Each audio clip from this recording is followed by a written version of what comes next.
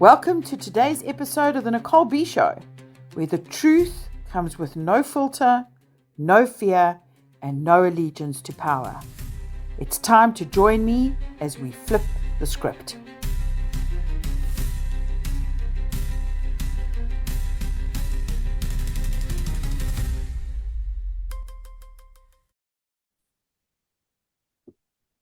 Okay, that's fine. Shane, it's great that you're joining me again for part 2 of our discussion about your book, which I am enthralled with, called South Africa, A Land Divided, A History of Settler Families, Land and Politics.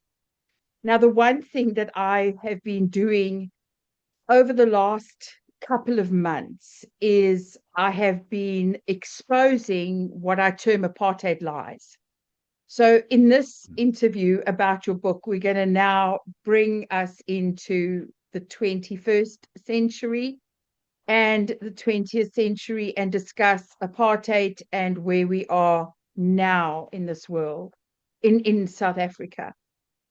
The one thing that for me is, or so the saying goes, is that the victor always gets to write the history. And I think in South Africa, the victor was ultimately the ANC, and they have now written the history of the country and of the time during apartheid, most of which, in my view, is just purely propaganda, nothing other than propaganda, and in many cases, unabashed lies about what happened.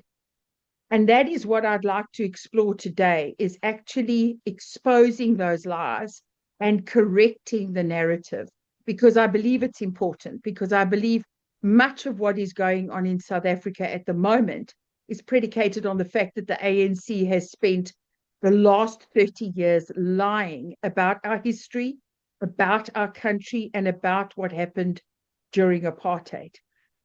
And the one thing that I read in your book, which resonated with me, it really did, because it is what I have felt for a very long time, and you and I are on the same page, if I excuse the pun, is how de Klerk's government and how de Klerk were basically treasonous, that they were traitors for what they did.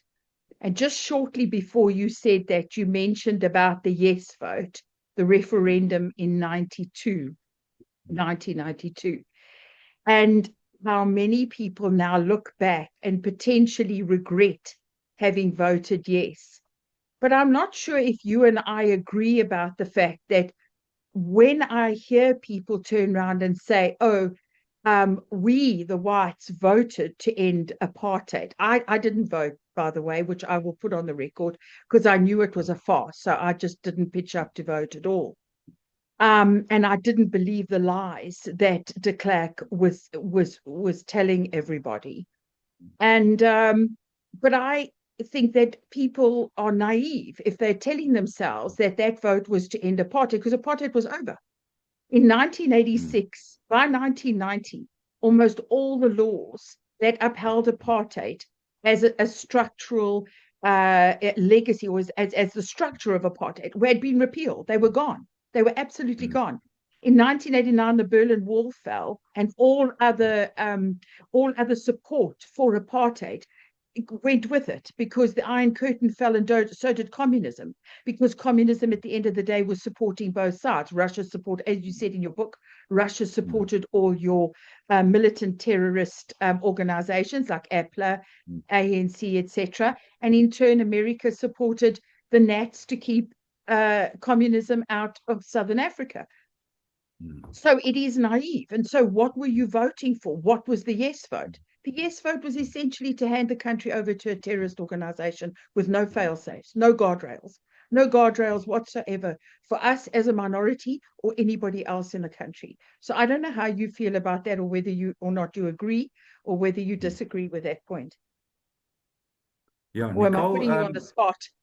yeah, no, I think it's quite important to, to mention on one side that a large part of apartheid was wrong. Let's get that Oh right. yes, no, I'm yeah.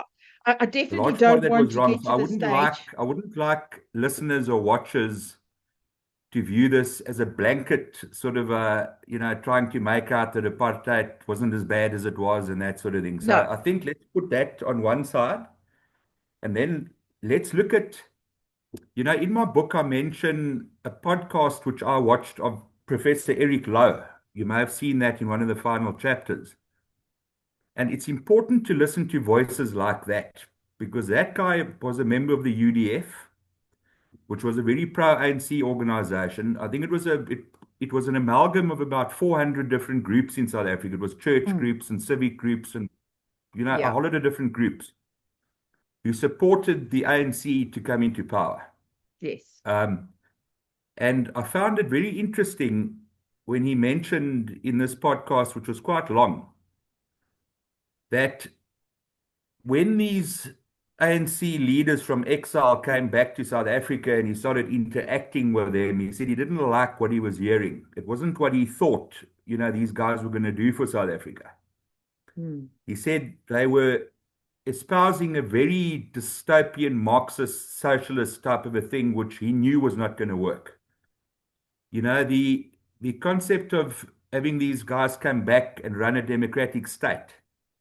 It seems to me in the interview which I watched of him, and he's a very clever man. He's a professor. He's worked with a lot of South African universities. He's in fact worked a lot with issues like affirmative action.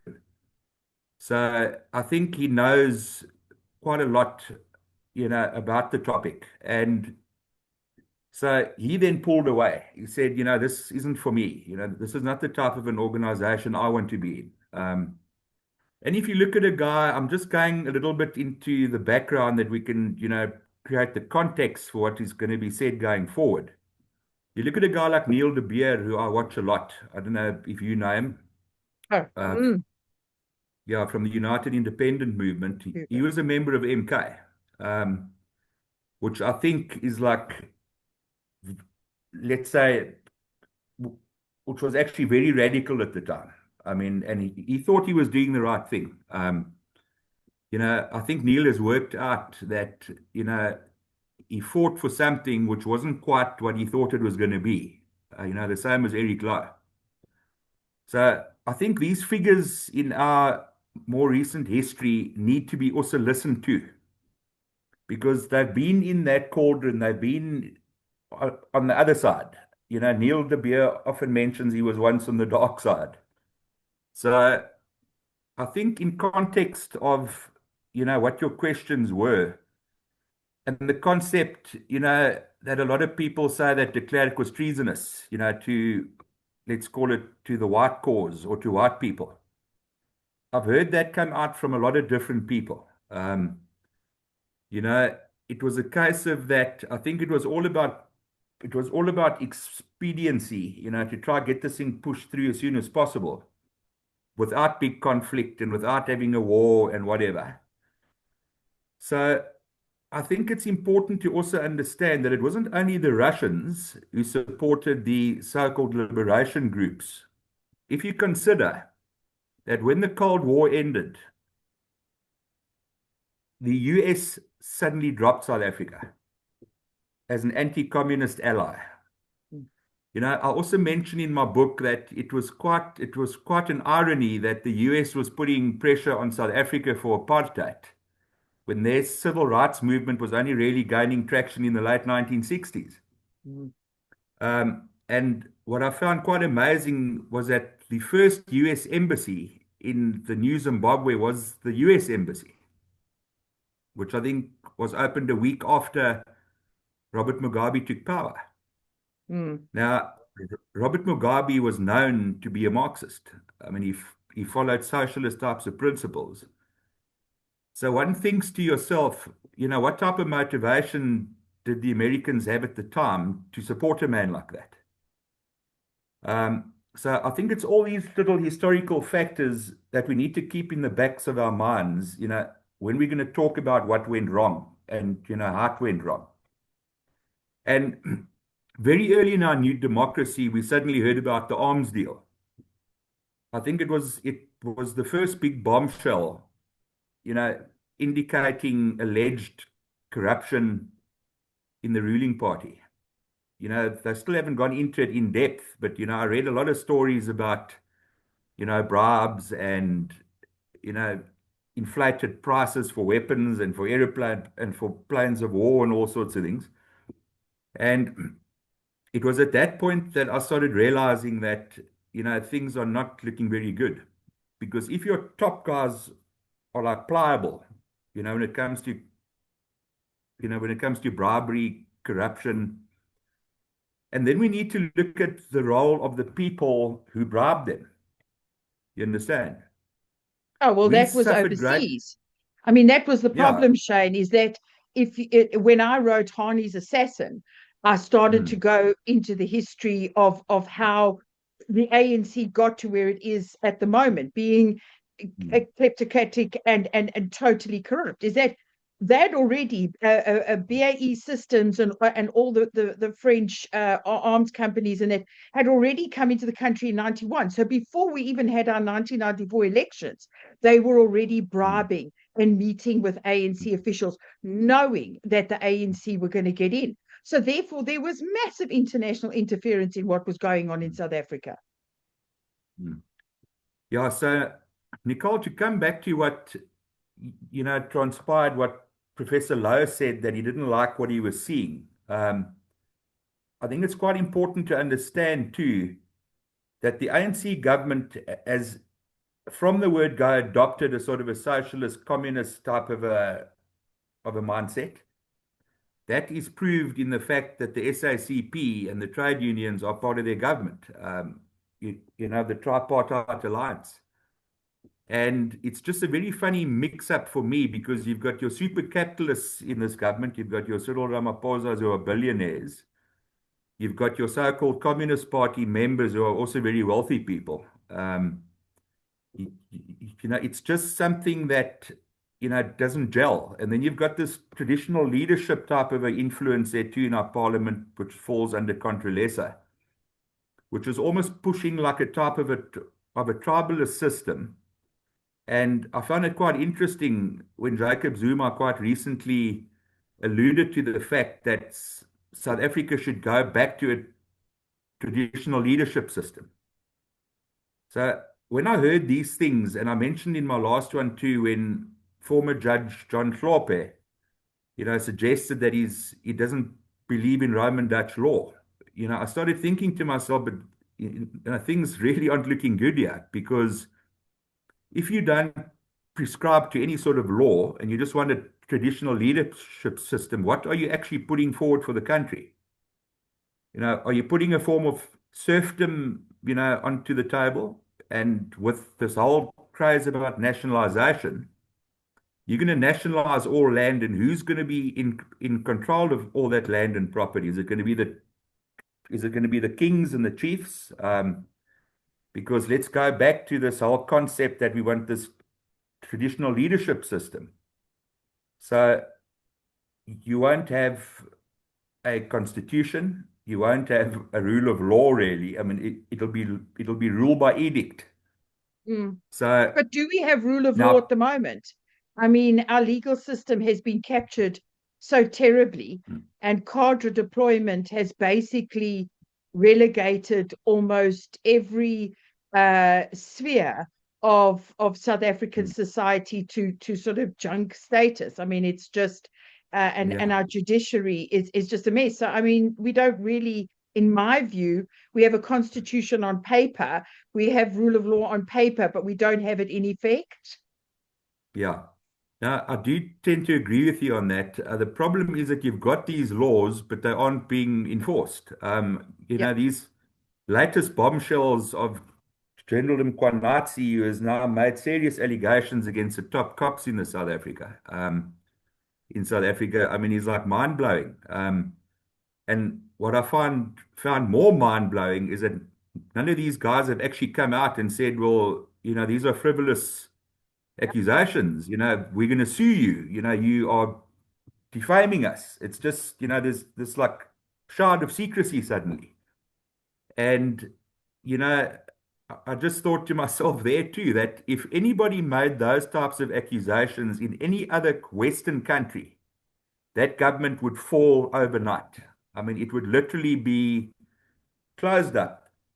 There'd be major arrests, there'd be all sorts of things, but it just seems to be, it's like part of the run of the mill thing in South Africa at the moment. We've got all these bombshells coming out. Yeah. And, but I just want to place a little bit more in context about this whole socialist communist thing.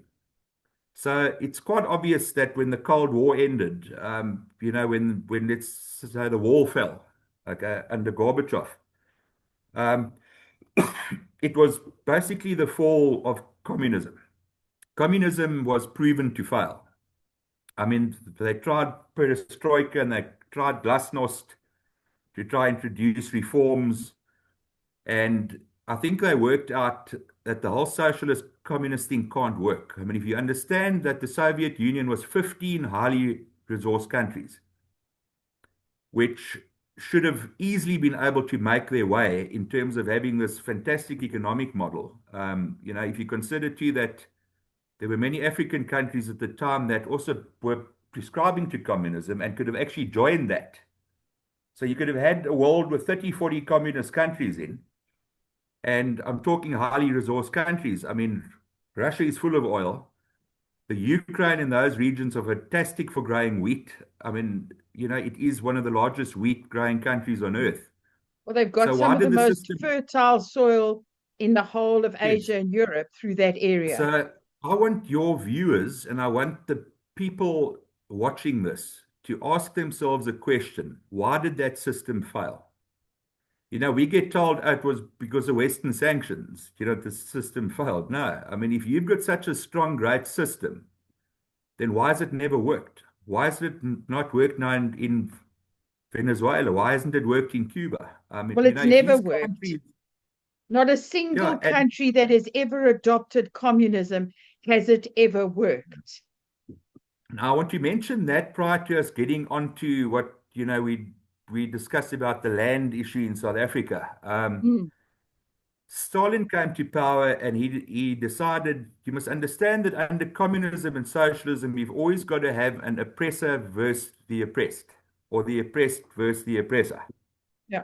That is part of it. And revolution is always in the air in the mind of a communist. So There's that is always got why to be the some ANC is the oppressor and the rest of us are the oppressed, everybody right. in South Africa. So that's invariably what happens under communism. The so-called initial liberators become the oppressors.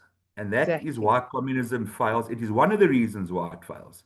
The other reason why it fails is that it tries to put everybody on the same path.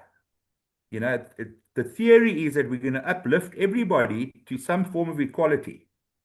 But that's not what it's about. What you do in communism is you push everyone down to the lowest possible level Mm, that you can control them. And you control them. How do you control them? You put them onto grants. You give them food stamps. You yeah. put them onto welfare. Because people living off welfare can't choose for themselves. And another big factor, which is vital for your viewers to watch and to listen, is that a centralized system cannot control things in a broad-based area. And that was one of the failures of the communist system in Soviet Russia. A centralized office tried to run all the businesses in Russia. Now, I know as a businessman what my business needs. Mm, If I'm a baker, I know that on Fridays I'm going to sell 50 more loaves of bread than I do on a Monday because it's a weekend coming up. So I've got an intimate understanding of what my business is. Now I get told that that business is going to be nationalized, and some guy sitting in Joburg is going to run this business. He's going to put people into my business who don't care about it because they're just there as a salary earner. They've got no clue what the business needs. And I read very interesting stories about Soviet Russia when there was, for example, a boot factory that used to make boots. And the factory owner originally knew that I make so many size sixes, I make so many size eights, I make so many. That boot factory closed down in no time because the centralized committee didn't know what the factory needed. You understand? So it comes down to farming in this country too. We're going to start sliding into the land issue now. So we've got this want that we want to nationalize everything. You've got guys shouting from the rooftops, we want to nationalize all land. We've got to do away with this original sin, which I think is a crazy topic. I think we touched upon that last time. Is that holding someone liable for what your family could have done 400 years ago is absolutely crazy. Because then we need to go and look at, the Italians, what the Romans did in Europe and what they did in Britain. We need to go look at every single country and we need to exact retribution against them. I mean, what type of world are we looking at when that's happening? When all that we're concerned about is punishing people for the past rather than worrying about the future. And I think you were that's also the saying, reason why in your book as well, it's another lie that the ANC tell about the land issue, where your family wasn't expropriated once but twice. And that's I was trying to find the excerpt in the book now, where on two separate occasions the apartheid government wrote to your family and said, you're going to have to leave your land. Your mom had to close up her shop that's right. because they turned it into the Bantustans. And there was simply no consideration, no amount of protest. I think you even mentioned in your book that in the second round of you being expropriated, your neighbor committed suicide.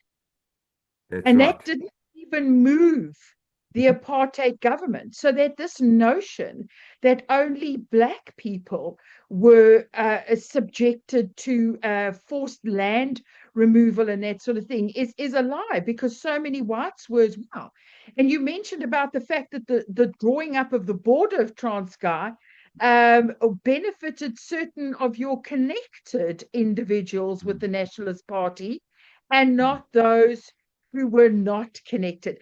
Doesn't that sound familiar? Sounds Yes. just like the ANC. Yeah. You see, Nicole, like I was saying to you in the initial interview, is that we've had lots of malfeasance in terms of our politics over time. Which is why I said that one could never justify the apartheid system, that it was actually, I raise in my book what the Afrikaners tried to achieve by apartheid. I think it is in the second last chapter. What they tried to achieve by introducing it, because they also had a very nationalistic mindset, which came from the aftermath of the Anglo-Boer War. These people were looking at self-preservation. They were looking at bolstering their numbers. They were looking at, I mean, a third of Afrikaners died in the Anglo-Boer War. I mean, it was an absolute genocide. And, like I say to you, when I hear these stories that, the government today wants to put 1 million new farmers onto the land, I think to myself that how can 35 or 40,000 commercial farmers at the moment not be making it because of a myriad of issues? But this government wants to put 1 million farmers onto the land. I mean, if you consider important stats, like in America, in England, in France, it's even worse. About 1% of the population owns farms. 1%. This dream that we're going to let everybody that wants to farm get onto the land is just absolutely suicidal. It can't work. It's not that I don't want to see it work. It's that land is finite. Land is not something that you can increase in size as your population increases. And the more you work land and the harder you work it, the more you degrade it. You understand? It's like using anything. I mean, a car part eventually packs up. You have to go fit a new one, but you can't go fit a new piece of land. And I look at some of my experiences in my project management where the average carrying capacity in South Africa for running livestock is one cow needs between 6 to 8 hectares on average throughout South Africa. So if you consider that, that is about 10 rugby fields, which is quite big for only one cow. If you want to farm that cow sustainably and allow your felt to regenerate and to look after that land. It's a vast size. And if you go into other portions of South Africa, like the Northern Cape, which is 30% of South Africa, it's almost a third of the country, and it's largely desert. There you can need anything from 30 to 50 hectares of land to run one cow. Now, let's say hypothetically we've got 60 million South Africans and they all want to farm. South Africa is 122 million hectares in extent. That's the size of South Africa, of which only about 3% is truly fertile land. About 13% of the land is fertile, but under rain, conditions. There may be good rainfall areas. A vast majority of South Africa is not good for farming. Whereas if you go look at an example like India, 50% of India is fertile. We What are do you sitting at say, best though, to the 13%. majority who turn around when we raise this on social media? And I think it's the feeling of the vast majority of the majority is that you don't get to tell us what we have to do with the land. If we farm it, if we leave it, it doesn't matter. But you chucked us off the land, so we want our land back. And we don't care whether we can farm it or not. You don't get to tell us what to do with it. Even if the piece of land you're giving me is 800 square meters, I want land. What do you say to that sort of argument? You see, Nicole, the problem there is that the ANC government has sold the people of South Africa a lie. Yeah. So has the EFF, and so have these radical parties. They have weaponized land, they've politicized land because they've got nothing else to electioneer on. You must understand that whatever this government inherited is now broken. Yeah. You can go look at SAA, you can go look at Eskom, you can look at ISCOR, which was once one of the top steel organizations on earth. All broken. Most of the state-owned entities, of which there are 700 in South Africa, are all bankrupt, using huge amounts of taxpayer money to prop them up each month. So the fact of the matter is that, to answer your question, that story that you're not going to tell us what to do with the land, that is where important political leadership comes in. Because that type of mindset creates starvation. Like we go back to where I mentioned in my book about the kulaks, when Stalin went and he liquidated them and forced them to farm for the state, to farm for the government on the centralized system. All those people did, he said, well, we're no longer farming. And in the Ukraine alone, 3 to 5 million people died from starvation. 3 to 5 million people died when the kulaks were liquidated.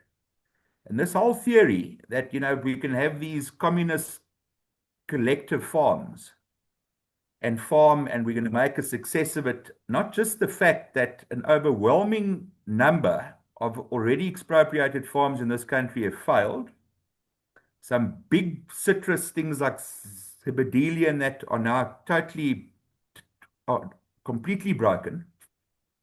The fact of the matter is that you can't have people on social media saying things that is going to create famine and starvation for the rest of the country. And strong leadership would stand up and say that is a nonsense argument. This whole thing about we want land and land is going to be the silver bullet that's going to sort out all of our problems. And do not get me wrong, I also mentioned in my book, I've got no issue with emerging black farmers making a success in farming. My thing is not to look after that farms should only belong to Afrikaans people or to English people or to whatever. I don't care who farms them. Well, I As long as remember a those lovely farms work. quote in your book where you turn around and say, I don't care where the flour comes from that makes my bread, and I don't care Yes. where the meat comes from that goes on my braai, whether it's a black farmer, a white farmer, or an Indian farmer, but, we must have that available. And so that I think is a universal sentiment in South Africa, is that we don't care who produces the food as long as they produce the food. Exactly. And you see, another thing, Nicole, is that what a lot of people aren't really understanding here is that there is this perception that all farmers are wealthy. Oh, yeah. 80% of commercial farmers in this country are regarded as being small to medium scale, which means that they are not huge farmers. I mean, some are only running 100 cows, some run 50 cows, some may be only running 300 sheep. Now, the collective debt of the commercial farming sector in South Africa, some estimates and studies put that figure at about 32,000 farmers. Some put it at about 40,000 farmers because a lot of farmers are actually like part-time hobby farmers. He could be a lawyer and runs a farm. So he will fall into that, lot that isn't a true commercial farmer living solely from farming. So the problem is, yeah, that sector at the moment owes 200 billion rand. That's what their debt is. In 2016, it was 160 billion rand. So that debt is exponentially climbing. Good Lord. As the Eskom tariffs get higher and higher, as the diesel prices get higher and higher, as the fertilizer costs get higher and higher, that debt is exponentially rising. I had a friend in Queenstown who was a brilliant, brilliant dairy farmer. He wasn't massive, but he had a very good operation. I think he milked about 300 cows.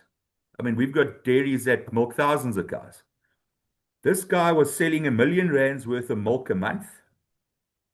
His input costs were 1.2 million rand a month.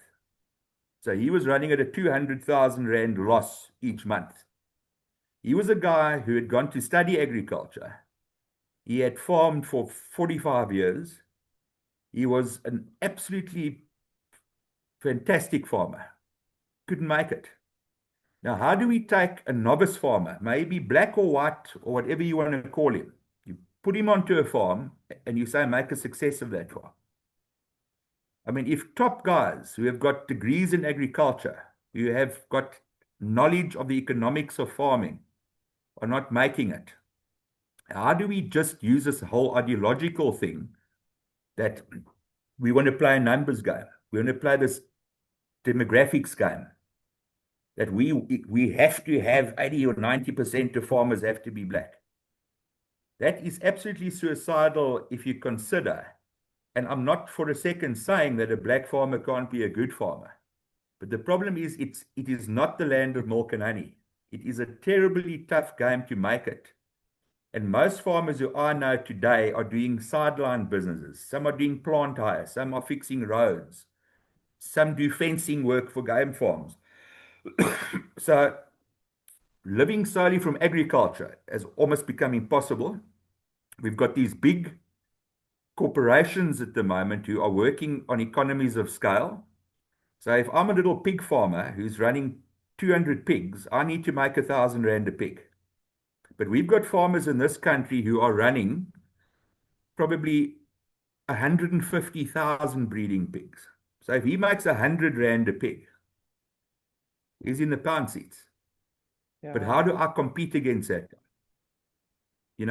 These are the factors of agriculture, which a lot of the people sitting in the halls of government and also in the opposition parties don't understand. Well, this is what I wanted to ask you as well. What do you think of John Steenhuisen as our Minister of Agriculture? Any better than any of his other ANC predecessors? Well, Nicole, I don't know much about him, to be honest, so I can't really criticize him. I don't know much of his policies because I dealt in a very different type of an agricultural landscape. I worked assisting communal farmers, guys that were really battling. He may be working more with these big farming groups and big farming corporations and things. So I don't really know what he's trying to achieve. So he But I've doesn't said really in the care past, about the communal farmers. So he's really yeah, not well, as going I've to said in the achieve anything. yeah, so as I've said in the past, a study which I wrote for the organization which I did mentoring work for, which was a foreign government, I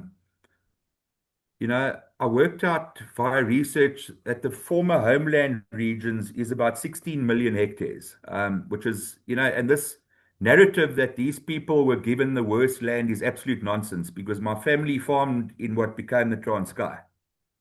And my father was a top maize farmer there. I mean, he was getting crops there like you can't believe. Um, the problem is that we've got about 2.9 million very small scale farmers in those areas. These are people maybe only running 5 sheep or 2 or 3 cattle, but they would be regarded as being farmers. The problem which I can't understand, why are those people not being given title to that land if land is so important for people? Well, I Why think is there you, no drive by the opposition parties to say, if you want people to have land, then we demand that that land gets given, that the people living there get given title on that land? You understand? Because yeah, this whole idea that we're going to nationalize everything, and what's going to then happen is that the cadres and the top guys in the halls of government are going to go pick all the best farms that they want, like they did in Zimbabwe. Like Grace Mugabe now owns about 16 of the best farms in Zimbabwe. And and all the stories others have that gone to rack and ruin. and stories which are also mentioned in my book. A work colleague of mine went to Zimbabwe and worked out that in some cases 50 families were put onto a tiny little farm, full well knowing that that family cannot make it on that farm. Now, if that is going to be what we call redress in terms of land in South Africa, then we are heading for a famine and we are heading for starvation. This is not a thing about politics. It's not about, as I said earlier, that I don't want black farmers on the land. This is a thing about reality. Yeah, It's a thing about reality. If 32,000 commercial farmers, who a lot of them have got degrees in agriculture, have been farmers, come from families which have farmed for 8 or 10 generations, can't make it at the moment, what is the problem? And then we hear further lies by the ANC that white commercial farmers don't want to sell their land to government or to black people, which is absolute nonsense because at any given time, in this country, you can go to agricultural magazines, you can go onto estate agency websites, there are always farms on the market. And if government went along and chose a farm at the selling price, that owner does not have the right to up that price. You understand? If I put a price on something, yeah. I can come Agricultural down land, in the price, but I there's a can't market suddenly, price that's set for yeah, agricultural land. Yeah, yeah, so I can't suddenly go and say, well, I had the farm in the market for 5 million on this advertising forum. Now I want, because you government and because I don't want black farmers on the land, I'm now wanting 15 million. I mean, that is a fallacy, it's a lie. Like you mentioned earlier, there are so many lies being told. There are also so many lies being told about who owns what land in this country. yeah. You know, if you But Shane, consider, just quickly, do you think, going back to mentioning what happened in Zimbabwe? I mean, I've sent you a few posts, and you do sort of skirt say, in your book and that there's a lot of xenophobia in South Africa and a lot of opposition to the rest of African migrants that have come into the country. But hmm, yet I find the irony so spectacular that the hatred for the Zimbabweans who have come into South Africa, mostly because of what Mugabe did in terms of throwing white farmers off the land, is hmm, exactly what the black majority in South Africa want to do. So hmm. where are they going to go when South Africa ends up as Zimbabwe? That's the question. You see, Nicole, the problem here is that a lot of people have got this mindset that let the farms collapse because we'll still go to Spar and to Pick n Pay and to all the supermarkets and we'll buy our food. People don't correlate that if you walk into a supermarket in this country, almost 95%, if not more, of what you see on those shelves comes off our farms. Very little of it gets actually imported because things like milk and cheese and that are perishables that you can't import. So they come off No. our big dairy farms. Mm. Now, the problem is that what happened in Zimbabwe is that when the economy went into free fall and hyperinflation kicked in, you must understand you can't even import then because if your currency is so weak, How do you import something from the US or from Brazil or from wherever or from Argentina when your currency isn't worth the paper it's written on? And as you rightfully say, a lot of economic migrants or even refugees came from Zimbabwe into South Africa, came from Malawi into South Africa, came from a lot of the SADC states into South Africa. Where are the people of South Africa going to go to is a very imperative question. Because not everybody can get onto a plane and leave for the US. Not everybody can immigrate to the UK. I mean, these European countries are also starting to tighten up a little bit. I mean, we actually see what's happening in the US now with Donald Trump. I mean, he's closing immigration down. Okay, he's got this whole Afrikaner story which is very contentious. I don't think we must even walk down that path because it's not really what we want to talk about. But No.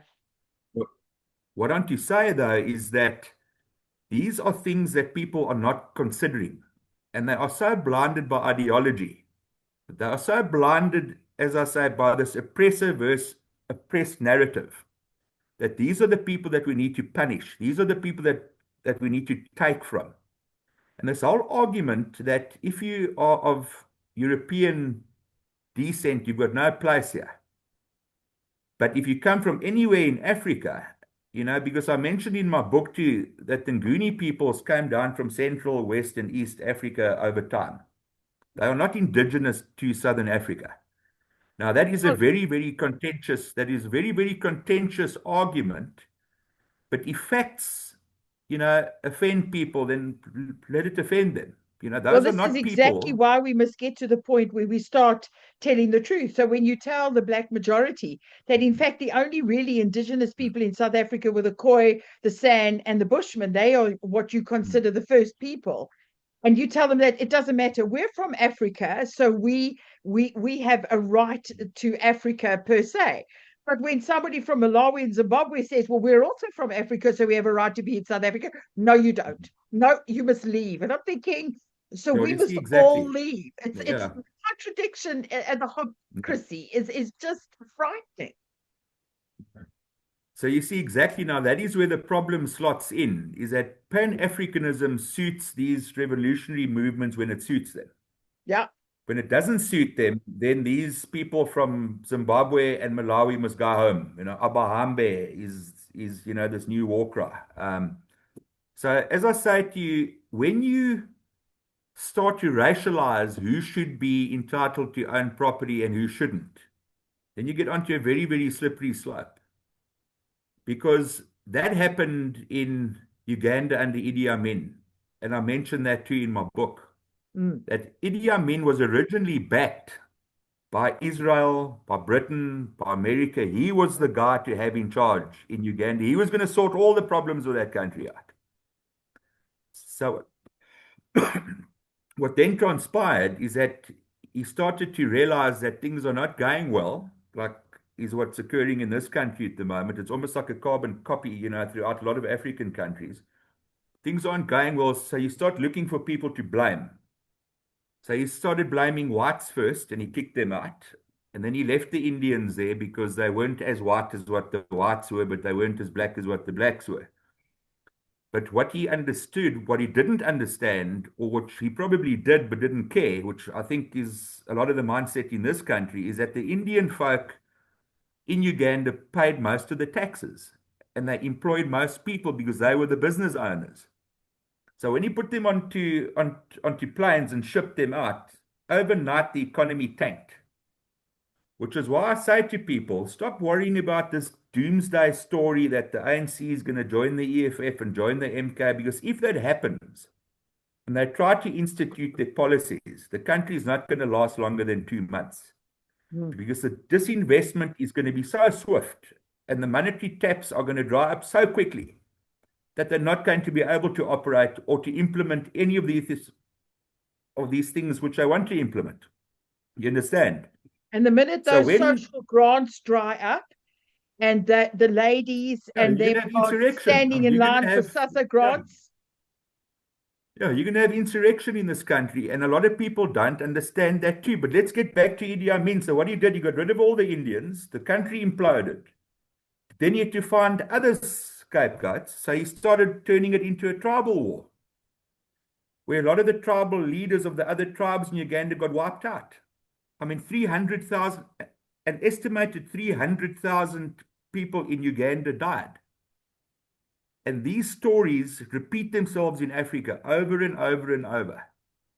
And I keep on asking myself the question, when do people wake up and understand what the risks are? And I keep on asking the very imperative question too, that it's seemingly an overwhelming majority of our nation don't understand history. They don't understand where they come from. They don't understand what global effects have created the politics that we have in this country. That we've got a group of people who are, I would guess, the only ones left on earth calling each other comrade. I mean, who calls each other comrade? I mean, not even the Russians call each other comrade anymore. Well, isn't there a saying that And, if you call one you know, another comrade, you know you're going to be poor or something like that? Call yeah. myself a comrade, I know I'm going to be poor. So, as I say to you, it's just that everybody is living in this matrix and this deluded world that these so-called, populist leaders who stand on stages with things streaming down out of the air are gonna sort their problems out. I mean, we've got formations in this country, new parties that are people who have been disgraced in the ANC, who are now going on and pushing the boundaries even further and further. It's now no longer, oh, well, we need BEE. Now we need nationalization. Now we need to get rid of the Constitution. Now we need to get rid of the rule of law. It just seems that the entire dystopia just gets worse and worse. Well, I think this And to brings come us to back another to, point, Shane, where we need to discuss sort of as I wanted just to go back quickly just to land ownership and who gets yes, to own land and the racialization of land ownership. And that is why I wanted to quickly play you a video from Ernst okay, Rutz, where yes, he gave a synopsis of actually meeting with a government official. yes. And out of that, he and what your sentiment is, considering your circumstances. What really summarizes the problem with the land debate in South Africa is a land reform summit that I attended in 2018. The spokesperson for the Department of Land Reform spoke at this summit, and he gave this speech along the lines of white people are wealthy and black people are poor and we need land reform and so forth. After his speech, I asked him a question and I said, here's a hypothetical situation and I want to know what is the government's position on this. There's a piece of land that is owned by a white farmer. Because of historical injustices, that has to be corrected. So the government takes that land from that farmer, chases the farmer off the land, and then gives that piece of land to a black person to become a farmer. So in other words, the historic injustice has now been corrected. What happens then if that black farmer decides 2 years down the line that he doesn't want to be a farmer anymore and he wants to sell his property? Then a white guy buys the land from this black farmer. What's the government's position on this? Is this an injustice or not? Because the owner of the land is white. And his words were actually shocking. His words were, in that case, the correction of the injustice has been reversed. So in other words, the fact that the new person that owns the land is white, by definition means we need to intervene again. Right. So Ernst Rutz made an example about what it is that if a white farm is taken away and given to a black person, and then a white person buys that farm, then he says, no, the justice has been reversed. And your circumstances, where you mention in the book that in fact you bought your farm from a black man. Well, exactly. Nicole, I just can't for the life of me work out how you can make land ownership or property ownership only a racial thing. That if someone looks at me, who's a white male farmer, and tells me that you are a land thief because your ancestors may have got land here 200 years ago, 400 years ago, completely wipes out the thinking that I went and I looked at a farm that was owned by a black farmer. who told me he wasn't making it on that farm. I went and I paid him the price he wanted for it at market value. I didn't even try to knock him down. So what type of theft have I committed by actually doing that? I mean, surely in any rationally thinking person's mind, that is a bona fide deal. I mean, if the fact you see, but there's always this thing that we come back to, which the ANC government is so hell-bent on, that everything in this country has to be demographically representative. So the smaller the white population gets and the larger the black population may get, less and less people should be entitled to own what they should rightfully own if they bought it. You understand? So, but I think a lot of this has been exposed to the rest of the world. You know, all these groups that have gone to the US, what they've spoken about there, I don't know, because a lot of them happened behind closed doors. But I do know that there were accusations made that these people went to go make trouble there. I don't think any of them actually went to go make trouble. I think they went to expose what's actually happening in this country, because you asked the very imperative question earlier: what happens when the country implodes? What is going to happen to the masses of this country? Are they going to be reliant on food aid? Who is going to help them? Is there going to be enough? I mean, I read quite recently that the Japanese are giving food aid now to people in Zimbabwe. I mean, Zimbabwe Well, was once a breadbasket of Africa.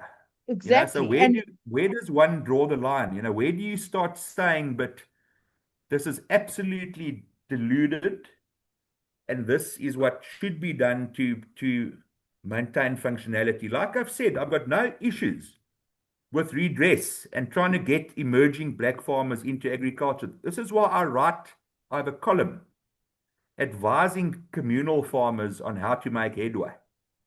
It's not that, I'm on your show now to, be antagonistic. It's that we need to understand reality versus this matrix, which can, without doubt, plunge the people of this country into serious, serious famine. well, the reality is as well that Donald Trump has stopped all aid to South Africa because of the ANC's policies, which he understands is ruining the economy of the country. And rightfully, he has deduced, why are we sending billions of dollars of aid to a country that essentially doesn't need it and only needs it because the political party of the day has destroyed the economy with its ethno-nationalist Marxist agenda? Well, exactly. The organization that I used to run projects for eventually withdrew from South Africa. I think they realized that, they're pouring money into like a bottomless pit. And I can tell you horrific stories, about my years of mentoring communities. Once I was approached by a group that wanted to start a pig farming operation in the former Transkei. And I said to them, well, I will make inquiries. They wanted to buy young pigs. So I knew at the time that a young piglet was going for anything between 400 and 500 rand. So I made inquiries and I got a very good farmer to supply the pigs at 500 rand. So this guy said to me, the guy that was now the go-between, he said to me, no, no, no, no, no. He said, we've got another place in KZN that's going to supply us with pigs.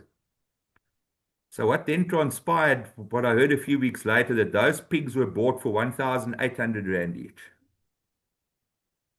What then also transpired is that pig farming is a very, very precise science. It is like cattle feedlotting. You've got to give a very certain amount of feed each day. You can't go over a certain feeding time span, because then you won't be making any money.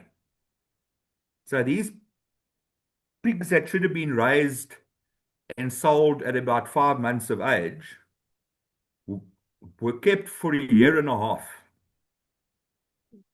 using taxpayer money to feed them. So when it came to the point that these pigs now were being marketed, I think the piggery got 1,800 rand for the pigs, which was what they paid for the pigs. And the feeding bill on those pigs had probably come to about 3,000 or 3,500 rand per pig. Good Lord. Well, I mean, it's the same. It's an So ongoing the cost issue price in per this country. 1,800 rand. But I mean, I mean, I can tell you land worth in some instances 200,000 rand a hectare, 300,000 rand a hectare, which is not being used. It's lying fallow. I was part of a venture to try get some investors to go and to plant. So two leaders in that community were fighting, and they said, "No, well, you're not going to come in here because if you do, we'll make sure that that crop doesn't work. We'll burn it." Now, we hear the story that, people have to have land. Now, what about that very, very valuable land? Why isn't it being used? Why doesn't the ANC and the EFF take their farming experts and show us how that land works? Surely they've got guys in their ranks who know about agriculture. I mean, if they want to take over all land and nationalize it, surely because they've got everything is experts. about patronage. Everything is about Yeah. who is connected to whom. It's the same as the daybreak farms. The NSPCA had to go in and destroy thousands of starving, disease-ridden birds because they just don't have the capacity to run functional business. Yeah, but you see, and this is why I say I can't understand why the opposition parties in parliament don't insist that these people who want to nationalize and take land and, put it all, under the state, why don't they do a little exercise and say, go show us what you do on those irrigation schemes. Let's use this as a trial. Go and show us how you make it work. Then we can maybe consider your dreams about nationalization and whatever, because I can tell you now that they won't work. I mean, I can show you of the most highly productive farms that I've seen in my life that today lie broken and fallow. The buildings have been broken, that they've been vandalized, the corrugated iron sheets have been stolen, the water pumps have been pulled out the ground and stolen. Those farms are now just vacant land. Yeah, And because these were farms producing the most incredible crops and the most incredible livestock. And the sad thing, Nicole, is that once again, it should never come across that this is an attack against black people because these farms fell at their hands. I come back to the question, you can't give a novice person a highly intricate, highly scientific and complex farming operation and expect them to make a success of it. Yeah, but you say that you don't know why the opposition parties are not screaming louder about these issues because ideologically there's very little difference between the DA and the ANC anymore. The fact that the DA went into government with the ANC and has literally propped them up, knowing what it is about their national democratic revolution, knowing exactly the trajectory down which they're going to take this country, just shows that there is very little ideological difference. There's a lot of people who will argue with me, but it is the same. I follow John Steenhuisen and I often comment on his stuff. And I just think to myself, you are a typical WEF globalist agriculture. It's about inoculating birds and vaccines and exporting and all the rest of it. Very little realistic consideration about what farmers are going through on the ground. He has no idea what the average farmer has to go through on a daily basis. And it is only recently that Ian Cameron has put forward a motion in Parliament to have farm murders declared a priority crime. I mean, I think you mentioned in your book, and you also mentioned to me as well, about the fact that nobody else knows 30 people who have been murdered and butchered, whereas you as a farmer can list 30 people that you know. I cannot even list more than 3 people that I know that have been murdered. Yet every farmer in South Africa can list at least 30 people that they know have been butchered and murdered. And I believe that this is politically motivated. Yeah, you know, it's quite hard to make the correlation between the politically motivated thing if it comes to the ANC, because a lot of people will say, but then increasingly in recent times, you know, I mean, just this contentious song about killing and shooting farmers. I mean, any rational person listening to that will have a link to politics and farm murders. You know, because South Africa tries to downplay it, and the delegation that went to Trump tried to downplay it in most. Any rational person will think to themselves, if a politician is singing that song and these people are being murdered, then there is a causal link there. I mean, you've got to be very stupid or very ignorant not to think that at best there's a high possibility of a causal link. But to come back to the fact about farmers being murdered, I mean, in my book, I mention a farmer that left and he went to Canada because both his neighbors were murdered.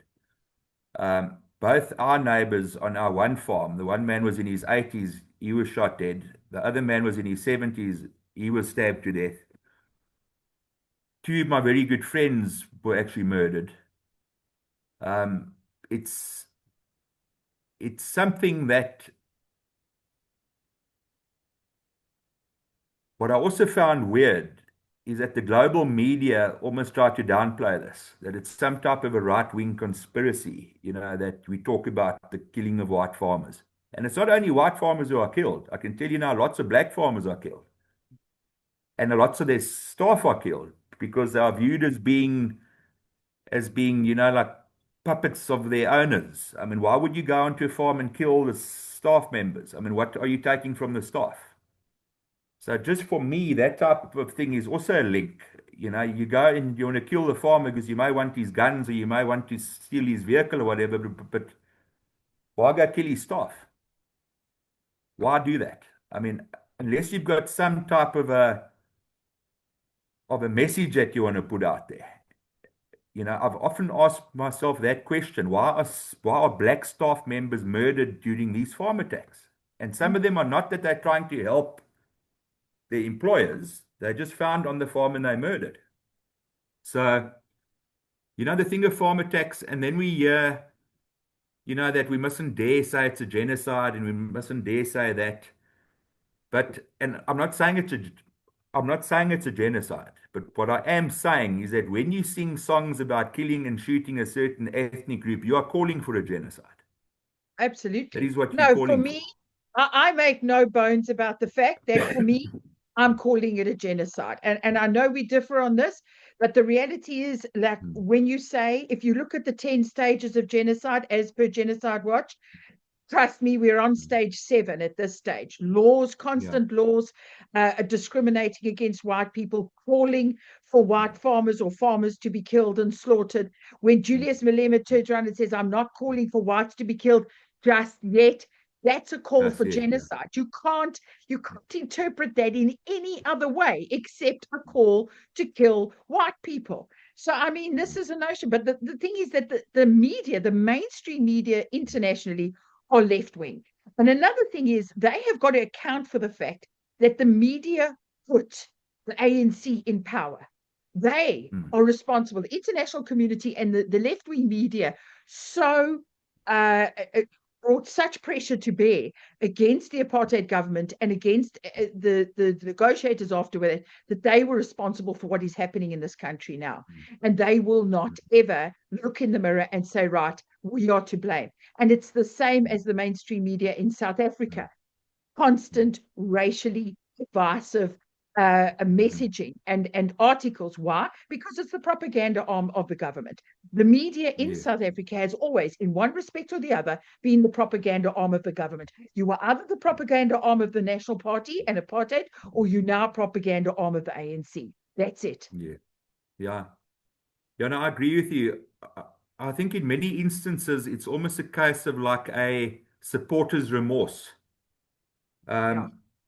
Yeah, Like we spoke about Neil de Beer earlier, and I think he is remorseful. I don't think he's remorseful about his involvement in MK.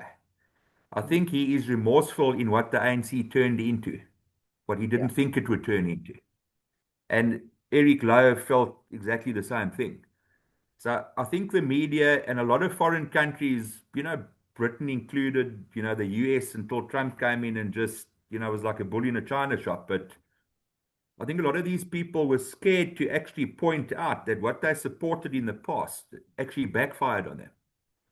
I don't think that any person today would be thinking that children would be excluded from university because of their ethnicity. And to try to keep this demographic thing, that you've got to be representative. I mean, Yeah. Or no that child born. Yeah, or that small children whose parents work for Bidvest will Mm, not get a scholarship or any sort of yes, assistance for schooling because they're white, because Ramaphosa runs their CSI scheme and has yeah. dictated to Bidvest that no white children may get assistance in education or bursaries. I mean, what point did South Africa become worse than apartheid? The ANC is actually Mm. conceivably worse than the apartheid government. Yeah, you see, Nicole, the big thing is that the ANC, as I say, have sold the country a lie and they've sold the world a lie.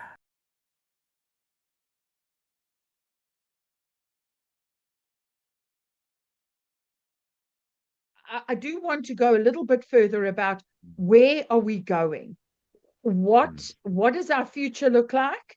And what do you think we can do to save this country? Because when you mentioned previously about the delegations that have gone across to America and have been called traitorous, treacherous and stuff like that. But they were doing what Ramaphosa refuses to do. They were representing the country. They mm, were trying to save the country, which of course Ramaphosa mm, doesn't want to do because he wants to destroy the country. mm, So mm, what do? We know what the problems are. We know who the culprits are. Where do we go? mm, And where's the lesson in your book to say, well, when you know what's wrong and what's happened, what is mm, it? Past behavior is a predictor of future behavior. So what has the mm. ANC done in the past that we can expect in the future, and how do we change that? You see, Nicole, my book actually ended on what the dangers are and what the looming danger signals are. And I was actually Yeah. planning to write a second book, taking off from where I ended there. But to come back to answer your question is that the only way that we can save this country is to make people aware as much as possible, to try be as vociferous as we can. And we're going to get pushback. We're going to get pushback from the mainstream media. We're going to have the politicians, shouting racist. They're going to be shouting, you don't want us to own land. The same old dog whistles. But we need to be prepared to do that. I mean, guys like Rob Herzog, who I take my hat off to, is one of the only businessmen, that put his butt on the line and has taken on and is trying to make people aware. Because unfortunately, a lot of our podcasters in this country who are left leaning have still bought into the socialist dream. They've still bought into the communist dystopian, and they've bought into all the lies that we need to take the land, we need to expropriate to help you people. No one's going to get helped. I can tell you now, the ANC is not going to help anybody. If they wanted to help people at the moment, like I say, they would have taken the amounts of money which have been misappropriated and they would have bought land. They've had trillions of rands. They would have also given people living in the former homeland areas. That's land that they own. Nobody owns that land, barring the government. The government of the day owns 16 million hectares. But that does not come under being black ownership because it falls under state land. So it creates a skewed picture of who owns what in this country. And you can go look, you can ask any of your So viewers why is the government to not go look at prepared it. to hand that land over to black ownership then? If they own No, 16 million yeah, but I hectares. can tell you now why they're not, because there is a patronage network, and this is why Zuma and them want to go back to this traditional leadership system which he speaks about, is that these are fiefdoms where you've got kings and chiefs and whatever. You want to rule by edict. So you'll be a serf in that area. You can run your little livestock and stuff, and you can run your cattle. And I actually mentioned this in the history part of my book, is that a lot of the chiefs during the frontier wars, and this I read in journals coming back from that time, because a lot of these guys had very good rapport with these chiefs. I mean, even if you understand that the Xhosa and the English and the Dutch were fighting against each other, but you had a lot of talking and you had a lot of trying to find solutions. But the feeling of the day was that these chiefs didn't want the people to understand what democracy is. Because in the tribal system of the past, the king had supreme power. The chiefs had a little bit less power than him, but they still had lots of power.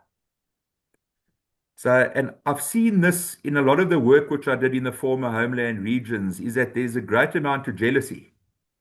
If a guy does well, he gets, people start to talk about him because he's now doing far better than everyone else. It seems as though success is something that the government doesn't want, because suddenly, the supreme leadership of that traditional system gets watered down. So there was this feeling in a lot of the work I read for my research for my book, that a lot of the chiefs going back, and I can't say it is exactly so, I didn't live then, but it's just a lot of the journals and things I read, explained that a lot of the chiefs used to instigate wars because they knew that their subjects were starting to understand what it's like to be able to own your own livestock and own your own land and whatever, which is why this whole nationalization thing comes back into play. Is that when you want to control and keep power, you don't want people to own things. You don't want them to own property. So a lot of the chiefs then, well, not a lot of them, but in some of the journals I read, used to use a prophet to instigate, have the so-called vision. And one of those scenarios was Nonause, who was the young prophetess. I think she was 14 at the time, and she told all the Xhosa to kill their cattle, because if you kill your cattle, you will chase the settlers out. Now, I've read more recent books that, oh no, that wasn't really the case. These cattle didn't die because she told them to kill them. These cattle died from some livestock illness, which I don't think is true, but I mean, each theorist is able to make up their own theories about it. But the fact of the matter is that she told them to kill their cattle because people know that when people are starving and having it hard, that they will start being like rebellious and they will rise up. You understand? Which often makes me think, is the ANC not purposefully trying to make people poor in this country to have this violent revolution that they talk about? To my listeners, thank you for joining me. If you found this discussion thought-provoking, help us keep the conversation going. Hit that follow button on Spotify and don't forget to connect with me on X, formerly Twitter, and Facebook. Until next time, stay curious.